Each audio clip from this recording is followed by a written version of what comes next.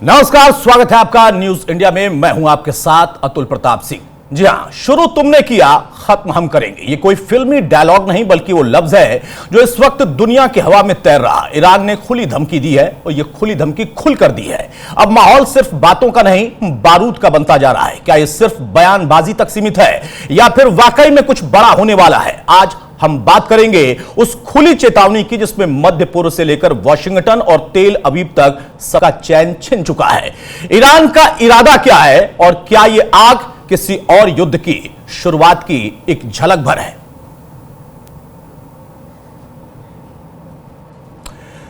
जो सबसे बड़ा सवाल था कि क्या अमेरिका जब मैदान में उतरेगा तो उसके बाद ईरान क्या पीछे हट जाएगा, लेकिन ईरान ने भी कह दिया है कि मिस्टर ट्रंप जुआरी, आप ये जंग शुरू कर सकते हैं लेकिन खत्म करने का काम अब ईरान करेगा। ये शब्द हैं ईरान के उस सैन्य अफसर के जिसने दुनिया को सीधा और साफ पैगाम भेजा है।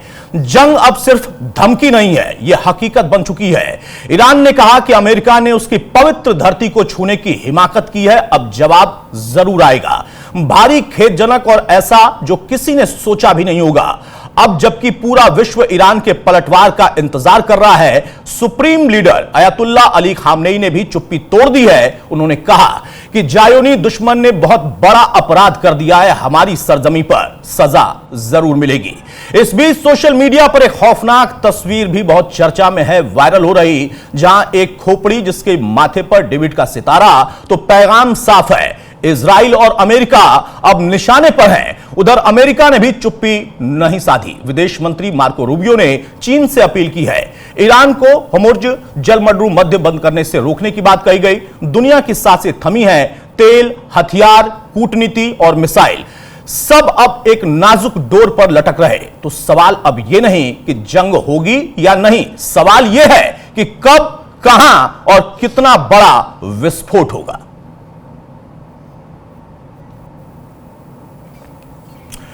तो अमेरिका के हमले पर ईरान का बड़ा बयान। अमेरिका ने हमारी पवित्र धरती का उल्लंघन किया है, यहां अपराध किया। यह बड़ी खबर आपके सामने रख रहे हैं। अब युद्ध शुरू हो सकता है लेकिन खत्म हम करेंगे, यह बात अमेरिका के लिए साफ तौर पर ईरान ने कह दी।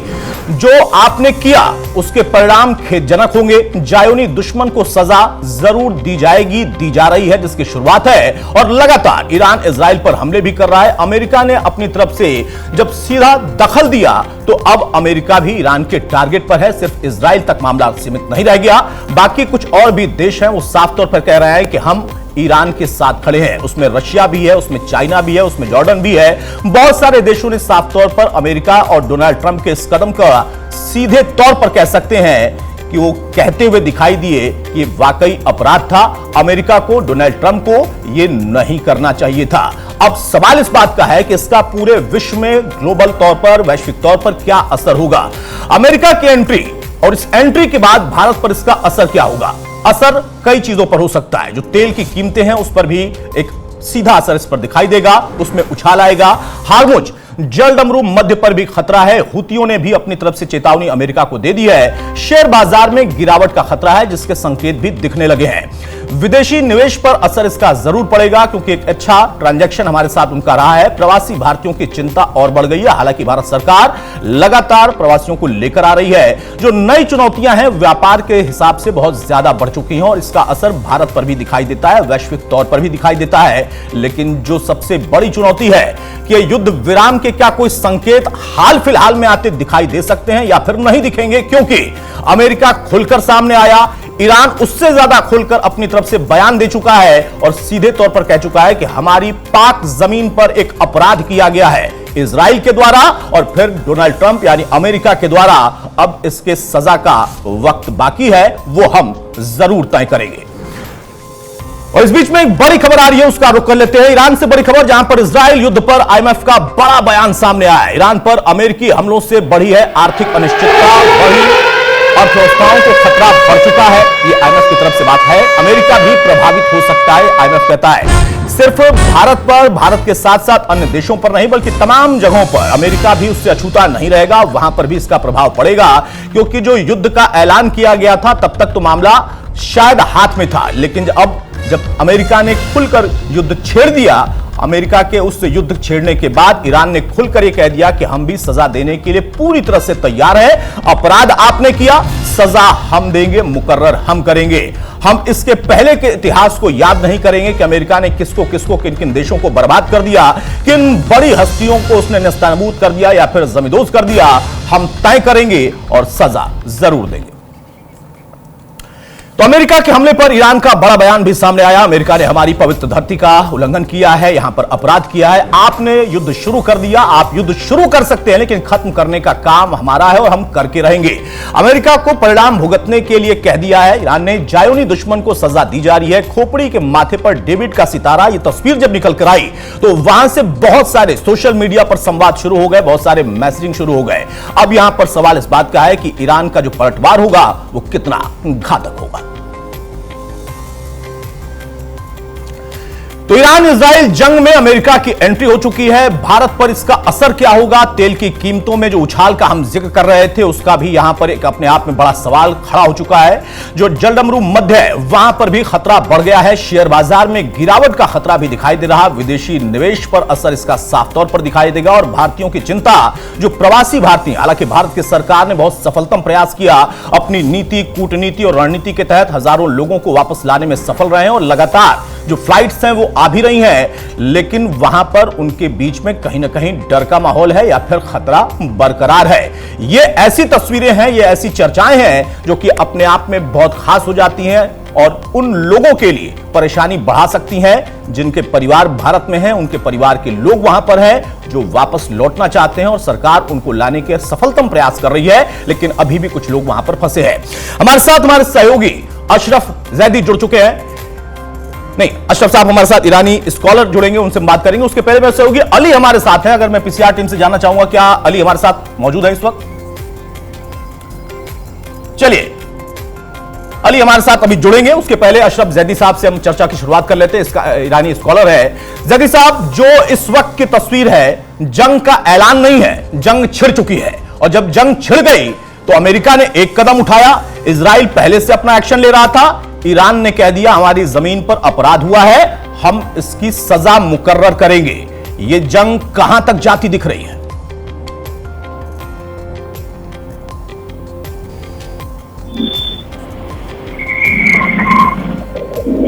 अशरफ साहब, मेरी आवाज आप तक जा रही है? चलिए, शायद मेरी आवाज नहीं जा रही है, लेकिन मेरे सहयोगी अली अब हमारे साथ जुड़ चुके हैं। अली, सबसे पहला सवाल मैं ही जानना चाहूंगा कि जो जंग की तस्वीरें पूरी दुनिया देख रही है, उस बीच में एक तस्वीर यह भी है कि भारत सरकार ने बहुत सफलतम प्रयास किया और नतीजा यह है कि 1000 से ज्यादा प्रवासियों को जो कि ईरान में फंसे थे उनको लाने में हमें सफलता मिली है। इस वक्त इस पर ताजा अपडेट क्या है और भारत अपनी तरफ से इस पूरे मौजूदा स्थिति पर किसकी निगरानी रख रहा है?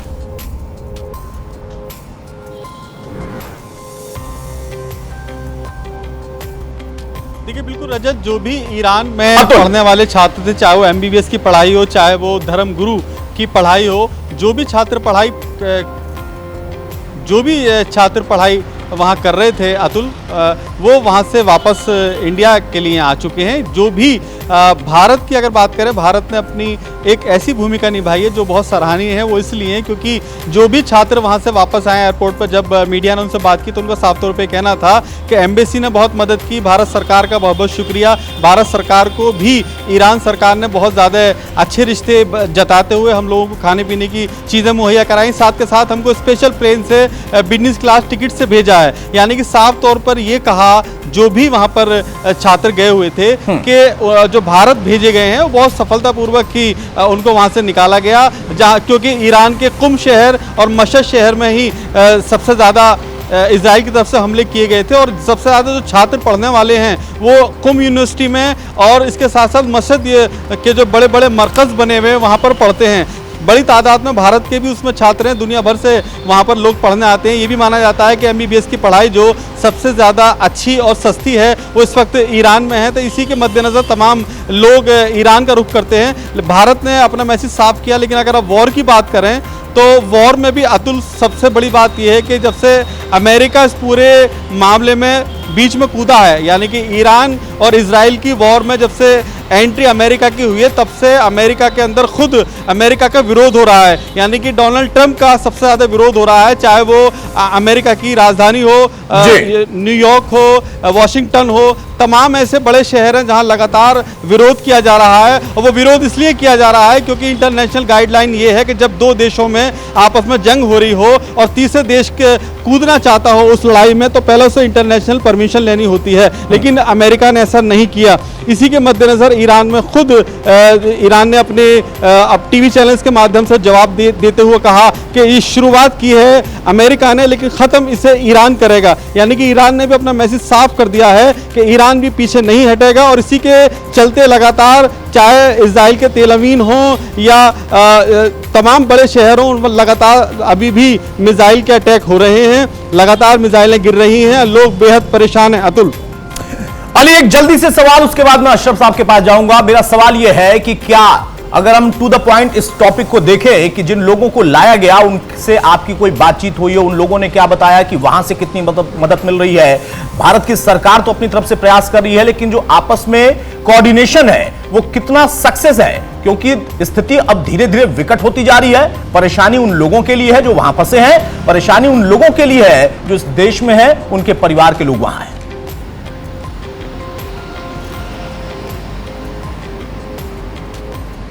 देखिए, बिल्कुल साफ तौर पर अतुल, जो भी यहाँ से वहाँ से वापस लौटने वाले छात्र हैं, जब उनसे एयरपोर्ट पर बात की गई तो उन्होंने बाकायदा भारत सरकार का शुक्रिया अदा किया, उन्होंने प्रधानमंत्री नरेंद्र मोदी का शुक्रिया अदा करा। साथ के साथ उन्होंने ये भी कहा कि भारत से जो ईरान के अच्छे रिश्ते हैं उसी के चलते ईरान ने बहुत अच्छी तरह से ट्रीटमेंट देते हुए तमाम भारतीयों को एक स्थान पर रखा और उन्हें वापस उनके देश यानी कि भारत भेजा गया। तो ये साफ है मैसेज, जिस तरह से कल भी प्रधानमंत्री नरेंद्र मोदी ने ट्वीट करके जानकारी दी थी कि उन्होंने वहाँ के राष्ट्रपति से बातचीत की है फ़ोन के माध्यम से। तो ये मैसेज साफ है कि ईरान से भी भारत के रिश्ते अच्छे हैं, साथ के साथ इजराइल से भी अच्छे हैं। तो इसलिए भारत जो है इन दोनों देशों के बीच में किसी तरह की कोई मतलब जंग के तौर पर बात नहीं करना चाहता, सिर्फ समझौते के तौर पर ही बात रखना चाहता है। उसी के मद्देनजर प्रधानमंत्री नरेंद्र मोदी भी प्रयास कर रहे हैं। अतुल, बहुत शुक्रिया अली हमारे साथ जुड़ने के लिए और टू द पॉइंट और सटीक जानकारी देने के लिए। हमारे सहयोगी हमारे साथ मौजूद थे, उन्होंने कहा कि बहुत सारे लोगों को जब वापस लाया गया तो उनके जरिए चर्चा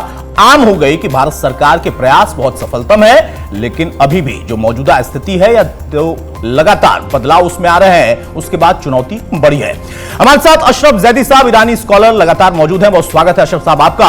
और मौलाना असलम रिजवी हमारे साथ है, ईरान मामलों की जानकार है, बहुत स्वागत है रिजवी साहब आपका भी। जैदी साहब, शुरुआत में आपसे कर रहा हूं, जो मौजूदा परिस्थितियां हैं वो तो साफ जाहिर कर रही हैं कि जंग छिड़ चुकी है, ये बड़ी होने वाली है। सजा कौन किसको देगा ये तय हो रहा आपस में। ये काहे में लगेगा ये? अशरफ साहब, मेरी आवाज आप तक गई? चलिए, शायद मेरी आवाज नहीं जा रही है। मौलाना असलम रिजवी साहब, आप मुझे सुन पा रहे हैं? आपका सवाल क्या है?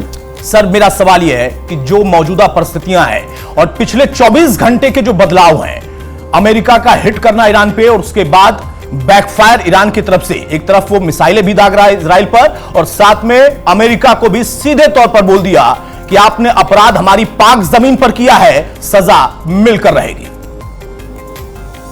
आपको मेरा सलाम हो, आदाब और नमस्कार, और आपकी पूरी टीम को मेरी जानिब से शुभकामनाएं।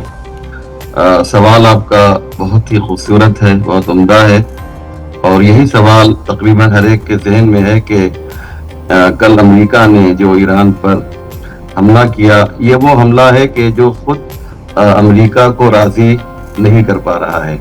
जैसा कि आपने देखा होगा कि आज पूरे अमेरिका में ट्रंप के खिलाफ जो है प्रोटेस्ट हो रहा है कि उसने बगैर संसद के परमिशन के ये काम किया है जो गैर कानूनी है, और यूएनओ का जो कानून है उसके एतबार से भी ये गैर कानूनी है। इसलिए आप देखिए कि अमेरिका के इस हमले को, एक इजराइल को छोड़ दीजिए तो और किसी ने इसका साथ नहीं दिया। यहाँ तक कि जो अमेरिका के खास दोस्त थे उन्होंने भी अमेरिका के हमले की तारीफ नहीं की है। आपका जो सवाल है बहुत ही अच्छा है। इस सवाल इस अमेरिका के इस इक़दाम से सबसे बड़ा फायदा जो हुआ है वो ईरान का हुआ है, और वो खौफ और वो डर जो अमेरिका का था वो निकल गया। और जहां पर 3 जगहों पे, जैसा कि आप जानते हैं, जहां पर वो अटैक अमेरिका ने किया है, ईरान ने ये कहा है कि उसका कोई खास नुकसान नहीं हुआ है। बड़ी प्यारी मिसाल एग्जाम्पल जो है ईरान के एक एनालिस्ट ने दिया, मैं चाहता हूँ कि आपके दर्शकों से उसको शेयर करूं। वो ये कहते हैं कि ये बिल्कुल ऐसे ही हुआ है जैसे किसी एक मिनिस्टर को, एक बड़े आदमी को मारने के लिए एक बदमाश आता है, तो उसके सामने जो उसका मुहाफिज होता है, जो उसका निगहबान होता है, उसको मार के चला जाता है। बिल्कुल यही हुआ है। अमेरिका ने जो मारा है वो उस जगह तक जो है उसके बम नहीं पहुंची है, उसकी मिसाइल नहीं पहुंची है, बल्कि वो हिस्सा जो प्रोटेक्टर की हैसियत से था, जो उस साइट के ऊपरी हिस्से पे था, वहां पर इसने हिट किया है मिसाइल ने। और वो रिजवी साहब, मैं आपको रोक कर ये सवाल लेना चाहूंगा, जो आप बात कर रहे हैं बहुत महत्वपूर्ण हो जाती है। जब पाकिस्तान पर भारत ने हमला किया, पाकिस्तान के उन आतंकी ठिकानों पर, उन आम नागरिकों पर नहीं, उन आतंकी ठिकानों पर, तब भी वहां से बयान आया था कि हमारा कोई नुकसान नहीं हुआ है, वो चाहे इसके पहले की एयर स्ट्राइक हो या इस बार का घटनाक्रम रहा हो। क्या वाकई जो आप बात कह रहे हैं और ईरान की तरफ से दावा किया जा रहा है कि हमारा कोई नुकसान नहीं आया, कोई बड़ा मंत्री या कोई मुख्यमंत्री या फिर उस लेवल का आदमी जिसका उदाहरण आप दे रहे हैं कि उसको मारने की बात थी और एक बदमाश आया और बिना तैयारी के वो आके किसी और जगह पर हिट कर गया, जबकि अमेरिका कह रहा है कि बहुत बड़ी बर्बादी हुई है ईरान में? देखिए, पाकिस्तान का आप ईरान से कंपेयर न करें। पाकिस्तान एक ऐसा मुल्क है कि जहां पर दहशतगर्दी पलती है, बड़ी होती है, जवान होती है। ईरान ने कभी भी दहशतगर्दी का साथ नहीं दिया। जितने भी दहशतगर्द बड़े किस्म के हैं, आप इनका नाम ले लीजिए, अलकायदा का नाम लीजिए, ISIS का नाम लीजिए, ये सब वो हैं जो ईरान मुखालिफ हैं, इन्होंने ईरान को भी नुकसान पहुंचाया है। तो ईरान का पाकिस्तान से किसी भी एतबार से जो है वो कंपेयर नहीं किया जा सकता है। और ये सच्चाई है, इस बात को दुनिया ने माना कि अमेरिका का नुकसान इस जंग में, कल जो हमला हुआ वो ज्यादा हुआ है। ईरान का जो नुकसान हुआ है वो बहुत ही कम है, बहुत ही माइनर नुकसान हुआ है। इससे एक फायदा ये मिला है कि खुद अमेरिका ने बहुत से जो उनके बेस थे खाड़ी के देश में, खलीज फारस में, वहां से वो छोड़कर जा रहे हैं। आपको मालूम होगा कतर में जो 40 इनके एयरक्राफ्ट थे, उसमें से सिर्फ जो है 2 या 3 बचे हैं, बाकी सब वहां से चले गए हैं। ये इस बात की तरफ इशारा कर रहा है कि वो खौफ और वो दहशत। रिजवी साहब, मैं आपको रोक रहा हूं, इस बीच में बड़ी खबर आ रही है। ईरान इजराइल युद्ध पर इस वक्त की सबसे बड़ी खबर, इजराइल का ईरानी परमाणु ठिकाने पर बड़ा हमला हुआ है। इजराइल ने हमला किया ईरानी परमाणु ठिकानों को टारगेट करके। इजराइल ने 6 एयरपोर्ट तबाह कर दी है। ये बड़ी खबर इस वक्त की। जो 6 एयरपोर्ट है वो कौन कौन से हैं? मशहद है, तेहरान है, हमदान है, देजफुल है, शाहिद बख्तरी और तबरीज तबाह हो चुके हैं। ये बड़ी खबर आपके सामने। इजराइल लगातार हमले कर रहा है, ईरान भी उसका जवाब दे रहा है, या ईरान भी हमले कर रहा है। अमेरिका की एंट्री इसमें हो चुकी थी, लेकिन अब जो 6 परमाणु ठिकाने हैं उन पर इजराइल ने हमला किया है और यह दावा कर रहा है कि उन्हें तबाह कर दिया है, पूरी तरह से उन्हें तबाह कर दिया है। मशहद, तेहरान, हमदान, देजफुल, शाहिद बख्तरी और तबरीज ये पूरी तरह से तबाह हो चुके हैं। इन ठिकानों को तबाह करने का दावा इजराइल कर रहा है। इजराइल का ईरानी परमाणु ठिकाने पर हमला। रिजवी साहब, अपनी बात कंटिन्यू करें। और यह बड़ी खबर मैंने आपको बताई, 6 और जो उनके परमाणु सेक्टर थे उनको पॉइंट करके हिट कर दिया इजराइल ने। देखिए, इसका जवाब बहुत आसान है, जो खुद ईरान ने दिया है, और कल भी ईरान ने ऑफिशियली इसका जवाब दिया था, और आज भी इसका जवाब दिया गया है कि जितने भी ईरान के परमाणु सेंटर्स हैं जो जौहरी तवानाई के लिए काम कर रहे हैं, वो सब अगर इजराइल उसको तबाह भी कर दे तो उसके अंदर जो मेन मटेरियल है वो सब के सब ईरान ने कहीं और ट्रांसफर कर दिया है। तो ये हो सकता है कि ये वहां पर उसने हिट किया हो और वहां पे हमला किया हो, लेकिन जो उसका मेन मकसद है कि जो एंगेजमेंट किया हुआ यूरेनियम है उसको खत्म करना, वो खत्म नहीं कर सकता है। वो ऐसी जगह पर है कि जिसे ना अमेरिका जानता है और ना इजराइल जानता है। मुनीर भी नहीं बता पाए, आप ये कह रहे हैं? मुनीर गए वहां पर, लंच किया, डिनर किया, लेकिन ठिकाना सही बता नहीं पाए। B2 को और उड़वा दिया और B2 का भी निशाना शायद नहीं लग पाया, जैसा आपकी बात से मैं समझ पा रहा हूं। हमारे साथ आप बिल्कुल सही कह रहे हैं। अशरफ जैदी साहब हमारे साथ ईरानी स्कॉलर जुड़ चुके हैं। अशरफ साहब, मेरी आवाज आप तक आ रही है? जी जी सर। एक स्कॉलर के तौर पर इस पूरी मौजूदा परिस्थिति को आप कैसे देख रहे हैं? क्योंकि दावे हैं, बहुत सारी बातें हैं, एक दूसरे पर आरोप प्रत्यारोप ये चलता है, लेकिन इंटरनेशनल लेवल पर जब इस तरीके का घटनाक्रम आता है और डोनाल्ड ट्रंप जैसा व्यक्ति जो कि अनप्रेडिक्टेबल है, उसे आप प्रेडिक्ट नहीं कर सकते, जब वो खुलकर आ गए युद्ध में और ईरान कहता है कि एक डर था शायद दुनिया में, हवा में, फिजाओं में, अब वो भी आपने तोड़ दिया, अब हम सजा देंगे। देखिए, जो हमला अमेरिका ने किया अपने भी बॉम्बर के साथ, वो ईरान के उन रिएक्टर और यूरेनियम की जो पॉइंट थे उनको बहुत ज्यादा तो डैमेज नहीं कर पाया।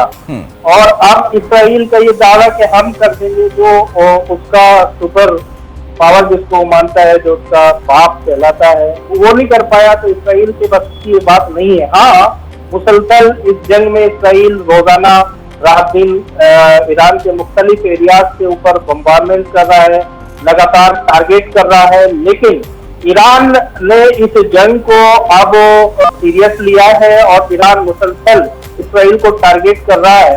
अब जब ये जंग अपने 9वें और 10वें दिन में दाखिल हुई है, तो अब ईरान के पलटवार से दुनिया के अंदर बेचैनी है, दुनिया के सारे मुल्क को बेचैन है। वो इसलिए कि अब ईरान का जो पलटवार होगा, अब तक सिर्फ इसराइल पे था और इसराइल उसको झेल रहा था, लेकिन अब अपनाए हुर्मुज, जो हुर्मुज स्ट्रेट है, उसको रोकने की बात है ईरान की तरफ से, जो दुनिया के पूरे इक़्तिसाद और इकोनॉमी पे जिसका बहुत बड़ा इम्पैक्ट हो सकता है।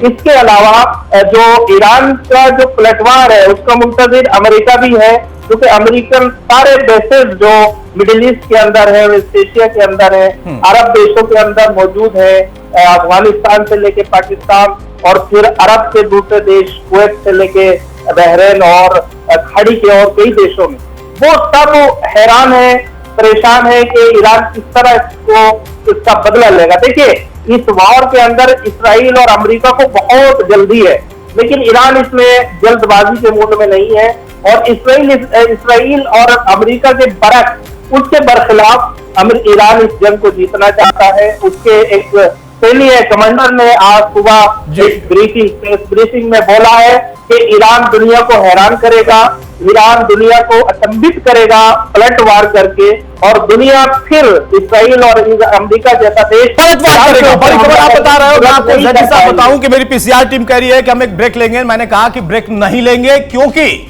जब अमेरिका और ईरान और इजराइल ब्रेक नहीं ले रहे तो हम कैसे ब्रेक ले सकते हैं। लेकिन मौलाना असलम साहब, मेरा सवाल आपसे है कि जिस खबर पर आप चर्चा कर रहे थे, जो सवाल मेरा था और जिसका जवाब जैदी साहब ने भी दिया कि सब कुछ छिपा लिया ईरान ने, क्या वाकई इतना आसान था, या फिर अमेरिका इतनी बड़ी गलती करेगा कि अपने एक ऐसे बॉम्बर को उड़ाए जो पहली बार उड़ा, बाकायदा उसको लाने के लिए प्लानिंग की गई, तैयारी की गई, मुनीर का पहुंचना, वहां पर सारी चीजें बताना, अपने जो एयर स्पेस है उनको खोलना और फिर जाकर टारगेट करने के बाद भी कुछ ना मिलना या यूरेनियम को कहीं छिपा दिया जाना, क्या यह संभव है प्रैक्टिकली? देखिए, सबसे पहली बात तो यह है कि ईरान में यह खबर गश्त कर रही है, ये सही है या गलत है मैं नहीं कह सकता हूं कि ये जो अमेरिका ने हमला किया है इसमें पाकिस्तान का भी सपोर्ट अमेरिका को मिला है। मैं इसकी तायीद और तस्दीक नहीं करता हूं, वेरीफाई नहीं करता हूं कि ये कहां तक सही है, लेकिन पाकिस्तान में यह खबर है कि मुनीर का बहुत बड़ा हाथ है कल जो अटैक हुआ है पाकिस्तान का, और उसने जो इसकी निंदा की है, जो मजम्मत की है कल के हमले की पाकिस्तान ने, ये हाथी का वो दांत है जो सामने होता है, बाहर होता है, अंदर वाला हाथ दांत नहीं है। तो कहने का मकसद ये है कि मुनीर की जहां तक बात है, आसिम मुनीर की जो बात है, वो तो दुनिया जानती है कि पाकिस्तान में हिपोक्रेसी कितनी ज्यादा है, और ईरान के मसले पे पाकिस्तान ने ऐसा कई बार किया है।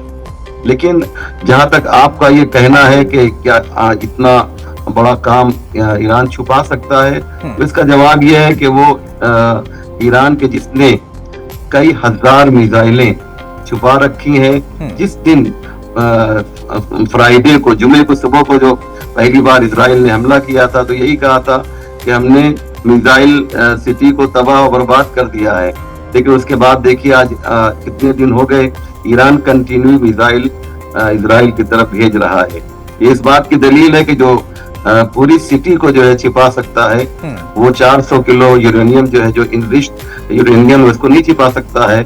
ईरान में ये कैपेसिटी है और ईरान ने ये करके दिखाया है। और मैं बताऊं कि ईरानी लोग बहुत ज्यादा जीनियस भी होते हैं और ये इस बात की दलील है कि ये हिस्ट्री बताती है कि जिस कंट्री ने ईरान पर हमला किया है वो ईरान से उसको नुकसान हुआ है, कभी वो ईरान को शिकस्त नहीं दे सका है, हरा नहीं सका है। ये ईरान की हिस्ट्री है, आप भी चेक कीजिएगा, मैंने तो चेक कर लिया है। मकसद ये है कि इजराइल, अमेरिका ये और दुनिया की ताकतें मिलकर भी इस मुल्क को हराना चाहें तो वो हरा नहीं सकते। और इसी वजह से ईरान ने साफ कह भी दिया है कि हमारी जमीन पर अगर अपराध करोगे तो जवाब माकूल देंगे, तय करके देंगे, जो कि सजा के तौर पर आपको भुगतनी पड़ेगी। हमारे साथ आप दोनों बने रहिए। इस बीच में खबर यह भी है कि जो मध्य पूर्व है, जहां जंग की आग भड़क चुकी है और अब उसकी गर्मी पूरी दुनिया महसूस कर रही है। अमेरिका ने ईरान पर हमला किया, ईरान ने उसके लिए बाकायदा चेतावनी दी और अब इस पूरे तूफान में रशिया की भी एंट्री हो चुकी है। जी हां, रशियन राष्ट्रपति व्लादिमीर पुतिन ने इराक के प्रधानमंत्री से टेलीफोन पर बातचीत की है और इसी के साथ साथ एक बड़ा संकेत दे दिया।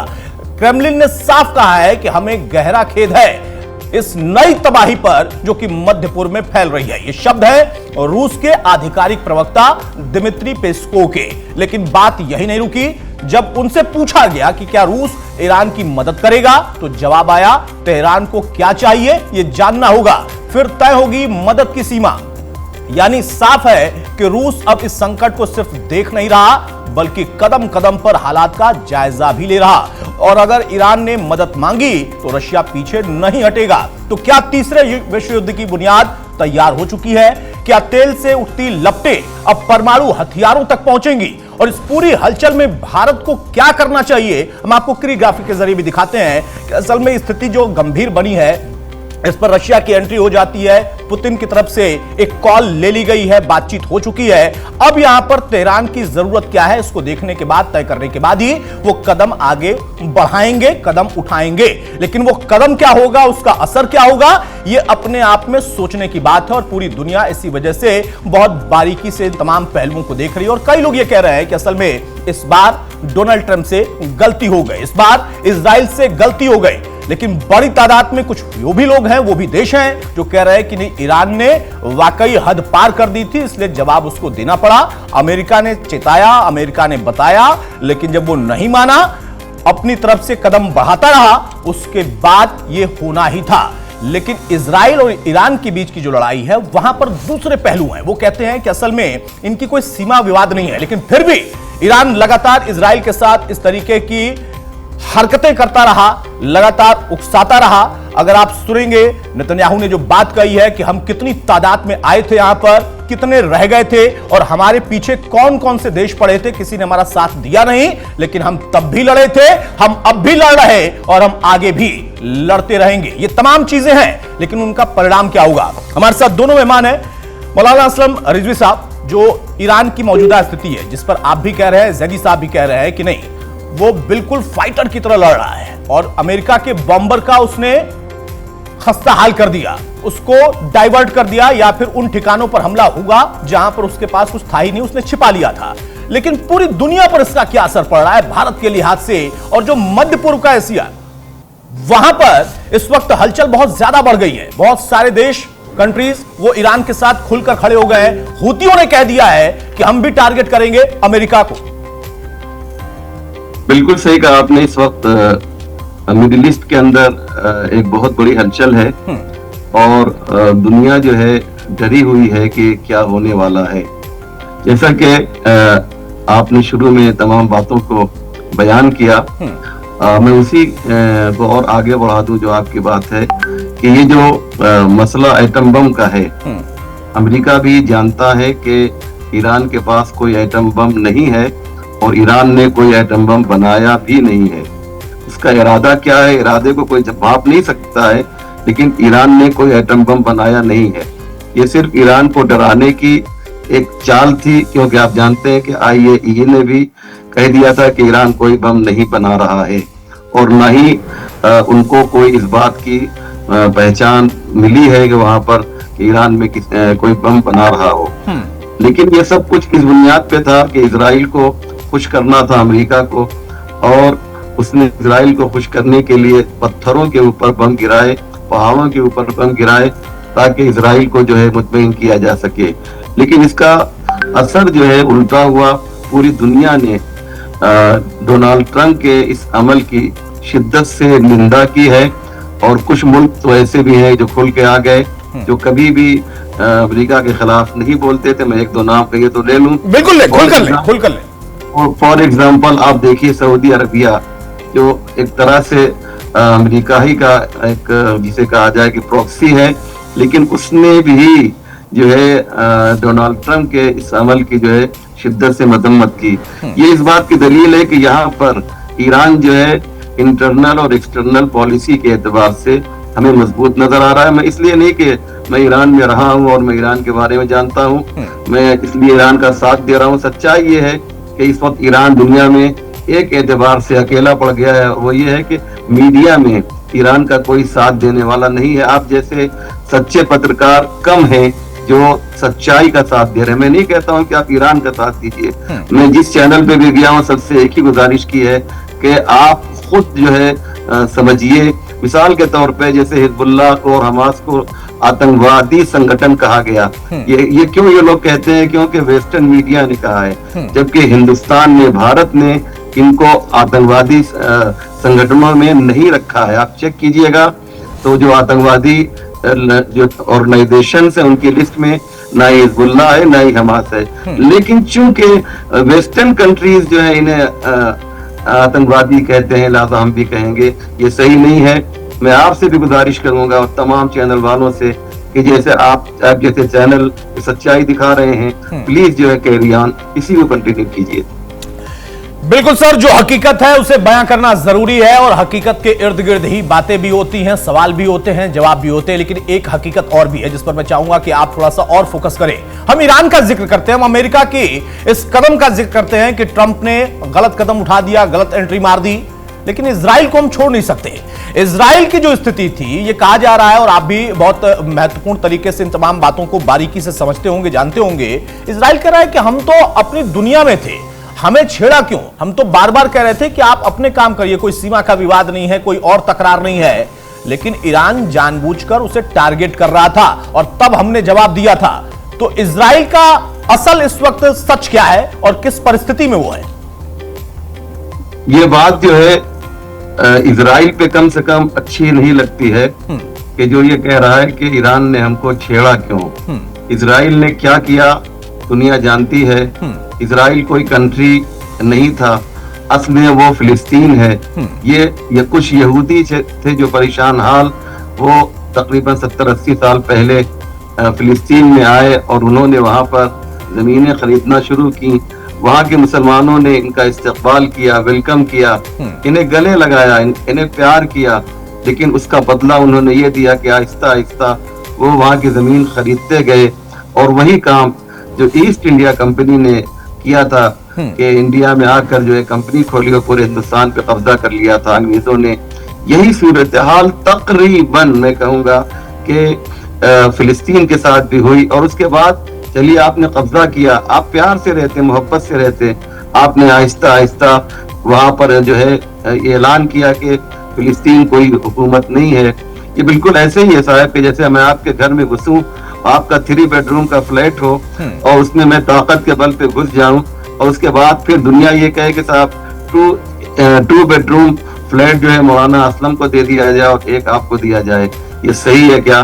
फिलिस्तीन फिलिस्तीनियों का है, और वहां जो उन्होंने जुल्म किया है साउथ लबनान में, जब 48 में इजराइल ने कब्जा किया था, तो आपने देखा होगा, जानते हैं आप, यकीनन जानते हैं कि साउथ लबनान का कुछ एरिया था जो जहाँ शिया हजरात रहते थे, उसको जो है 48 में कब्जा किया और वहां पर जो इजराइल ने जुल्म किया है, वहाँ की औरतों पे जो जुल्म किया है, दुनिया जानती है।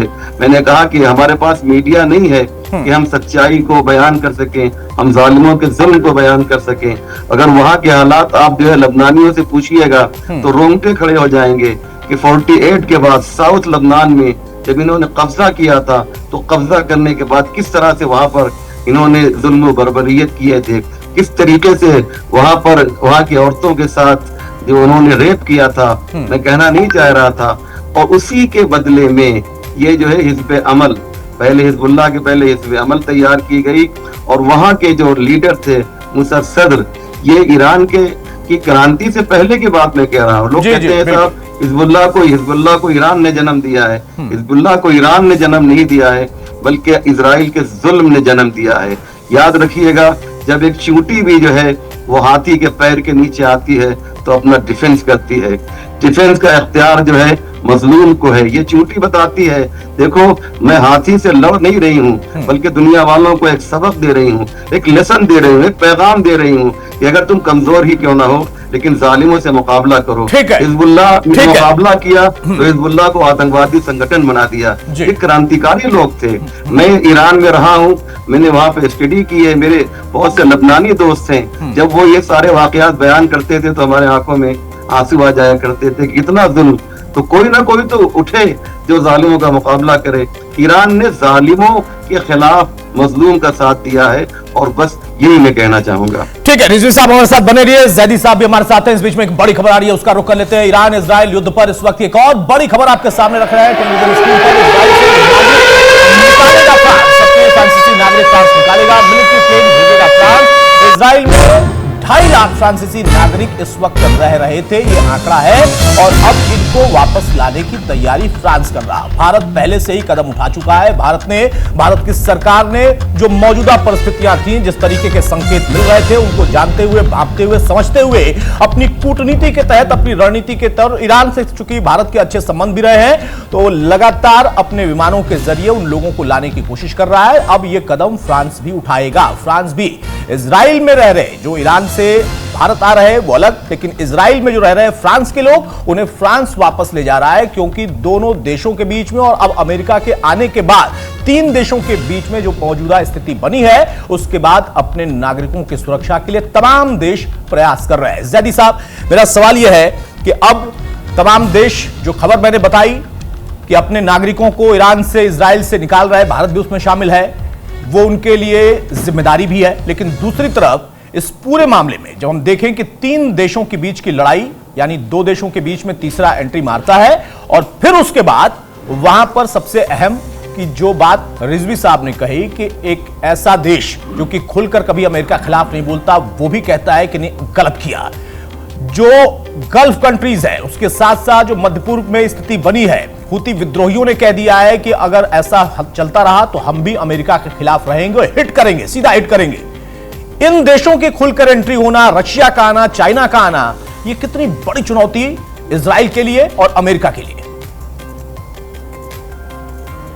सर, जितना मैंने ईरान की पॉलिसी को और वहाँ की स्ट्रेटेजी को फॉलो किया है आज तक, वो ये है कि ईरान के हिसाब से इजराइल पूरे रीजन के अंदर है, सूबे के अंदर एक कैंसर का फोड़े की तरह है। उसका मानना यह है कि जब तक ये कैंसर का फोड़ा इस रीजन के अंदर रहेगा, तो दुनिया का और इस रीजन का हर देश परेशान रहेगा। और हम देख भी रहे सर, 75 साल की इजराइल की तारीफ रही है कि हमेशा उसने कमजोरों के ऊपर, आस पड़ोस देशों के ऊपर अत्याचार किए हैं, हमले किए हैं, और कई देशों की जमीनों को कब्जाया है सर। और अब वो इस मरहले से आगे निकलते हुए ईरान तक पहुंचा है। इसके अलावा सीरिया के अंदर जो वो कर रहा है, आप लोग देख रहे हैं। तो ईरान की जो पॉलिसी है और ईरान की जो स्ट्रेटेजी है, वो ये है कि जब तक इजराइल कमजोर नहीं होगा, तब तक ये जितने भी देश है आसपास, इनके यहाँ शांति नहीं हो सकती, और इजराइल के बगैर ही इस पूरे खत्ते में शांति मुमकिन है। अब अमेरिका को यह फैसला करना है कि वो इजराइल के इन अत्याचारों का जो कब तक करेगा, कैसे करेगा, और कब तक दुनिया की बड़ी बड़ी खौफों को और कमाता रहेगा। ये अमेरिका के हाथ में, अमेरिका के थाने में ईरान ने गेंद डाली है। लेकिन फिलहाल तो मुझे नहीं लगता कि अमेरिका इस इसराइल के अत्याचारों से एक पीछे से अपने हाथ हटा रहा हो, बल्कि पूरी तौर पर उसका सपोर्ट कर रहा है। और एक ऐसे देश को अपनी एक सॉवरेनिटी और अपनी एक सभ्यता है, उसके ऊपर बगैर इसराइल मतलब इसराइल अमेरिका की मदद के बगैर उस पर हमला नहीं कर सकता था। ये जो इसराइल का हमला है ईरान के ऊपर, ये अमेरिका की पूरी सपोर्ट के साथ हुआ है।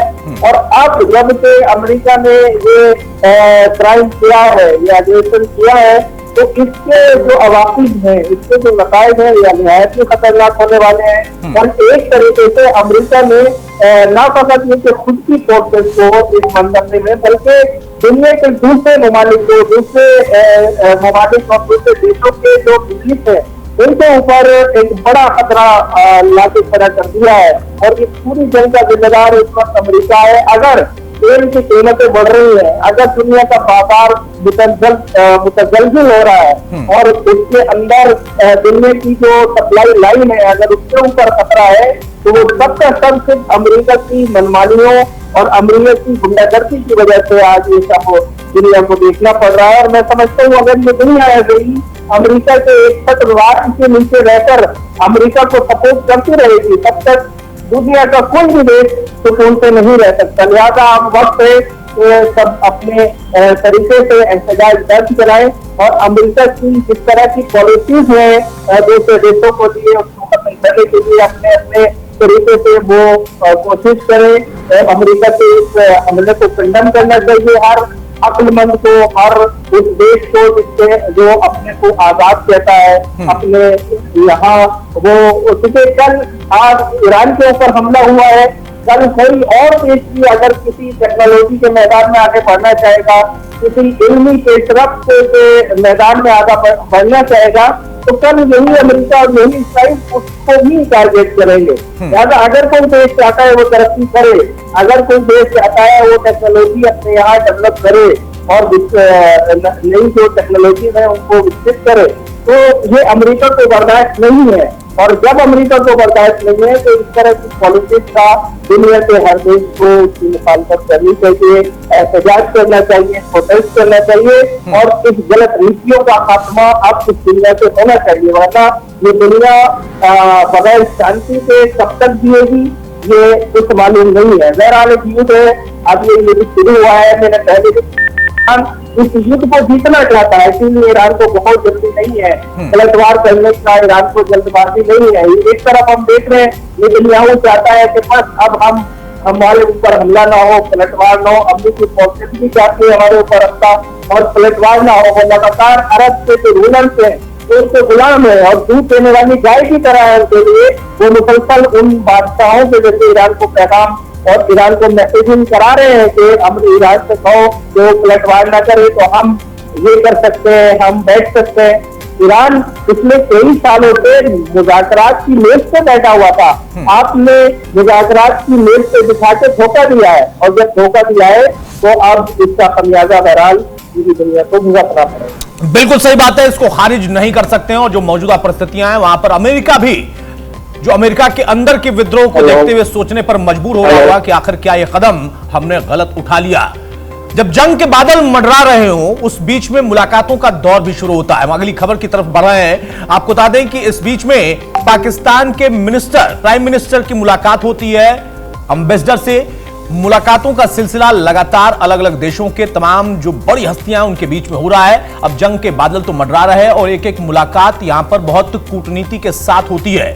अब उसका परिणाम क्या निकलेगा, इस मुलाकात के मायने क्या है? क्योंकि एक तरफ मुनीर को लेकर पाकिस्तान के अंदर से लेकर पूरी दुनिया में इस बात की चर्चा है कि मुनीर ने ही जगह जगह जो प्लान था उसके बारे में या फिर उस पॉइंट के बारे में डिस्कस किया, बताया, पूरा नक्शा समझाया।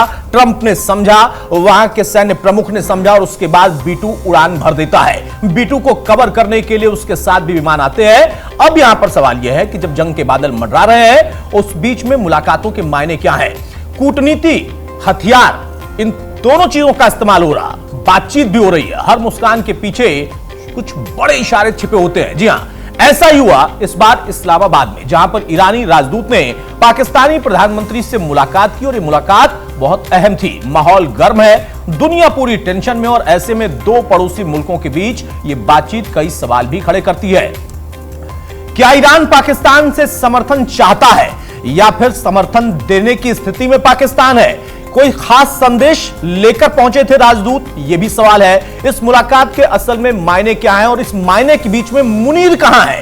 क्या पाकिस्तान इस क्षेत्रीय तनाव में कोई भूमिका निभाने जा रहा है या निभाने की उसकी वाकई स्थिति है भी?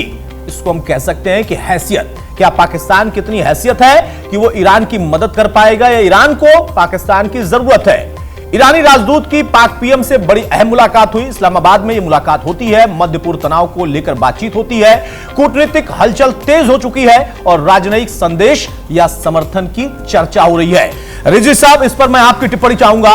पाकिस्तान की स्थिति को आप कैसे देख रहे हैं? क्योंकि जो आपने कहा कि हाथी के दांत दिखाने के कुछ और खाने के कुछ और चूंकि वहां पर हाथियों का जिक्र कम किया जाए, वहां पर गधों का जिक्र करें तो ज्यादा बेहतर होगा, क्योंकि ज्यादा वो गधों को ही बेचता है चीन को और गधों से ही कमाई करता है। लेकिन अभी एक तरफ मुनीर और दूसरी तरफ ये मुलाकात, मुनीर को लेकर मुलाकात हुई होगी, कूटनीति में ईरान को पाकिस्तान की बड़ी जरूरत पड़ गई होगी इसलिए मुलाकात हुई होगी, या कोई और बात हुई होगी? बिल्कुल नहीं। आपने जो ये कहा है कि वो मदद लेने या मदद देने के लिए मुलाकात हुई होगी, जो खुद भिखारी हो वो क्या किसी को भीख देगा? जो कासाए गदाई लिए हुए यानी भीख वाला प्याला लिए हुए, जो अलग अलग जगहों पर IMF वगैरह तक पहुंच रहा है, टहल रहा है जी, वो ईरान की मदद क्या करेगा? मेरा ख्याल जाती तौर पे यह है कि अभी जो ईरान के राजदूत वहां के PM से मिले हैं पाकिस्तान के, शायद उन्होंने वो जो बातें ईरान में कही जा रही हैं कि इसके पीछे आपका हाथ है, पाकिस्तान का हाथ है, एतराज करने के लिए, अपनी नाराजगी जाहिर करने के लिए, हो सकता है मैं भी शायद ईरान के सफीर ने, एम्बेसडर ने उनसे मुलाकात करके ये बात कही हो कि प्लीज इसको आप बताइए कि इसमें आपका रोल क्या है। और मैं आपको बता दूं कि ईरान के ताल्लुकात हिंदुस्तान से ज्यादा अच्छे हैं पाकिस्तान के मुकाबले में। उसकी वजह मैं आपको बताता हूँ, मेरे पास दलील है, हवा में बात नहीं कर रहा हूँ, कि OIC में जब 94 में पाकिस्तान ने कश्मीर के मसले पे एक करारदाद, एक रेजोल्यूशन रखा था, तो उसको वीटो करने में जो है सिर्फ अकेला एक मुल्क था कि जिसे ईरान कहा जाता है, यानी हिंदुस्तान की मोहब्बत में। और मैं दूसरी दलील देता हूँ ताकि जो वो दर्शक जो ईरान के खिलाफ और इजराइल के हक में बोल रहे हैं, बहुत से, मैं दर्शक की बात नहीं कर रहा हूँ, मैं उस पर देखता हूँ सोशल मीडिया पे कि कुछ लोग बिला वजह कि हम इजराइल के साथ खड़े हैं और ईरान के खिलाफ हैं। मैं उनके लिए आपके माध्यम से, आपके मीडिया से, आपके जरिए से ये कहना चाहता हूँ कि ईरान ने चाबहार पोर्ट इंडिया को क्यों दिया, उसके पीछे एक राज है, आज मैं बताना चाहता हूँ आपके दर्शकों को। और वो ये है कि जब पाकिस्तान ने चाइना को बंदरगाह दिया था जो कराची के पास है, तो उसी के बाद हिंदुस्तान ने भी कहा कि भाई हमको भी एक ऐसी जगह मिलनी चाहिए ताकि हम भी जो है उससे लड़ भिड़ सकें, चाइना से अगर जंग होती है तो ईरान ने इसका साथ दिया था। और चाबहार जो बंदरगाह जो है, पोर्ट, ईरान ने इंडिया को दिया। और इतना ही नहीं, बल्कि ये भी कहा कि आप जो है इसको जो है अपना सामान जो वस्त एशिया के जो रशिया के जो मुल्क हैं, जो आजाद मुल्क हैं, जैसे अजरबैजान, ताजिकिस्तान, उज्बेकिस्तान वगैरह, वहां पर अपना सामान आप यहाँ से ले जाएंगे तो आपके लिए बहुत सस्ता पड़ेगा। और इंडिया ने उसे कबूल किया और अटल बिहारी वाजपेयी साहब ने कहा कि भाई ये बहुत अच्छा प्लान है और इसको एक्सेप्ट किया। और इस वक्त जो है बंदर अब्बास से लेकर अफगानिस्तान तक जो है रेलवे की लाइन बिछाई जा रही है। और ये इसलिए हो रहा है ताकि इंडिया को आसानी हो सके रशियन कंट्रीज तक पहुंचने के लिए। ठीक बात है, बिल्कुल सही बात है, आपकी दलील में दम है। रिजवी साहब, आपने जो दलील दी है उसका आधार आपने बताया कि ये दलील क्यों महत्वपूर्ण है। लेकिन इस बीच में एक बड़ी खबर आ रही है। अमेरिकी राष्ट्रपति डोनाल्ड ट्रंप का ट्रुथ पर पोस्ट आया। ईरानी परमाणु का वो दावा कर रहे हैं। ईरान की हवाई सीमा से सुरक्षित विमान निकल गया। हमले जोरदार और सटीक थे, पिन पॉइंटेड थे, ये ट्रंप कह रहे हैं। हमारी सेना ने बहुत अच्छा कौशल दिखाया है, उसका परिचय दिया है। B-2 बॉम्बर्स मिसौरी में सुरक्षित रूप से लौट आए हैं, ये बात भी ट्रंप कह रहे हैं। अच्छी तरह से किए गए काम के लिए धन्यवाद। धन्यवाद कहते हैं वो अपने सेनाओं को, अपने सेना के लोगों को, जिन लोगों को इसमें शामिल किया गया था। अमेरिका के राष्ट्रपति डोनाल्ड ट्रंप ने जानकारी देते हुए कहा है कि सभी अमेरिकी विमान अब ईरान की हवाई सीमा से बाहर निकल चुके हैं, सुरक्षित उनकी घर वापसी हो रही है या हो चुकी है। सबसे ज्यादा बम फोर्डो नाम की साइट पर गिराए गए। उन्होंने आगे अमेरिकी सेना की तारीफ करते हुए कहा कि हमारे महान योद्धाओं को मैं बधाई देता हूं, दुनिया की कोई और ऐसी सेना नहीं है, ना ही कोई सेना ऐसा कर सकती है। इसके साथ ही वो कहते हैं कि अब शांति का समय है। हालांकि अभी तक ईरान की तरफ से इस हमले पर जो प्रतिक्रियाएं आई हैं वो बिल्कुल विपरीत है। एक और बड़ी खबर आपको बताते हैं, ईरान इजराइल युद्ध पर एक और बड़ी खबर इस वक्त की आपके सामने रख रहे हैं। युद्ध पर इजराइल का भी बयान सामने आया। ईरान रुके तो हम भी रुकने को तैयार हैं, ये अपने आप में बड़ी बात है। देखिए, अभी तक सिर्फ युद्ध की बात हो रही थी, अब कहा जा रहा है कि युद्ध अगर एक तरफ से रुकता है तो हम भी रुकने को तैयार हैं। अमेरिका के हमले के बाद ये बयान इजराइल ने दिया, इसके मायने क्या है जैदी साहब और रिजवी साहब से हम समझेंगे, क्योंकि जहां पर अमेरिका ने एंट्री मारी वहीं पर ईरान ने कह दिया कि अपराध हमारी जमीन पर आपने कर दिया, सजा हम देंगे, मुकर्रर हम करेंगे, तय हम करेंगे। लेकिन इजराइल कहता है कि युद्ध रोकिए, हम भी युद्ध रोकने के लिए तैयार हैं। जैदी साहब, जल्दी से इस पर टिप्पणी आपकी। इजराइल की तरफ से अगर एक पहल की गई है उसको कैसे देखें? अमेरिका की तरफ से जो दावा किया गया है, ट्रंप ने जो ट्रुथ पर मैसेज किया या अपने लोगों को, अपनी सेना को, अपने तमाम लोगों को शुक्रिया कहा, उन तमाम पहलुओं में क्या वाकई इजराइल अब थोड़ा प्रेशर में दिख रहा है? इसमें क्या है कि ट्रंप के ऊपर दो तरीके के दबाव, एक वो जर्नलिज्म लॉबी जो इस्राइल के जरिए दबाव था कि वो इस युद्ध के अंदर शामिल हो और हमारी जो कमजोरी है और हम जो इस युद्ध में पिछड़े हैं, जो जिसका इंतजाम हमने हमला करके किया है, इसमें हमारा साथ है। क्योंकि अमेरिका को शामिल करके ईरान को धमकाना चाहता था, दुनिया को ये एहसास दिलाना चाहता था इस्राइल कि देखो अमेरिका हमारे साथ है।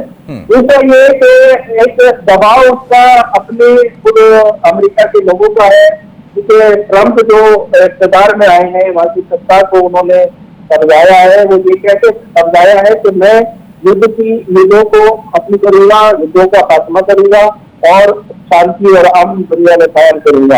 अब दो तरीके के प्रेशर हैं, हमला करना भी मजबूरी था, वो इस्राइली लॉबी चाहती थी हमला हो और वो युद्ध में शामिल हो, और अब युद्ध ज्यादा न चले, युद्ध लंबा न चले, ये मजबूरी है कि वहां की पब्लिक की तरफ से उसके ऊपर बहरहाल क्रिएट हो रही है। लेकिन अब ईरान इस किसी भी तरीके के हमले का जवाब देने को अपना मुसल्लम हक समझता है।